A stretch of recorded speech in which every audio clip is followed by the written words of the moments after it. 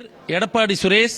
புரட்சி தாய் சின்னம்மா அவர்கள் எடப்பாடி சட்டமன்ற தொகுதியிலே போட்டியிட வேண்டி விருப்ப மனு கட்டியிருக்கின்றேன். எனக்கும் எடப்பாடி சட்டமன்ற தொகுதியிலே போட்டியிட விருப்ப மனு அளித்துள்ளேன். கேசி கோவிந்தன். நான் சங்ககிரி சட்டமன்ற தொகுதிக்கு நான் வேட்புமனு தாக்கல் பண்ணுகிறேன். எங்கள் அம்மா புரட்சித்தாய் சின்னம்மா பெரும்பான்மையான வெற்றி பெற்று ஆட்சி அமைக்கும். நன்றி. காளிமுத்து. உடுமலைப்பேட்டை தொகுதி சட்டமன்ற தொகுதியில் போட்டியிட விருப்ப மனு இங்கே வாங்குவதற்காக வந்துள்ளேன். சின்னம்மா அவர்கள் எனக்கு வாய்ப்பளிக்கும் பட்சத்தில் அவர்களுடைய சின்னம்மா என்கிற பெயரில் மட்டும் போதும், நாங்கள் வெற்றி பெறுவோம்.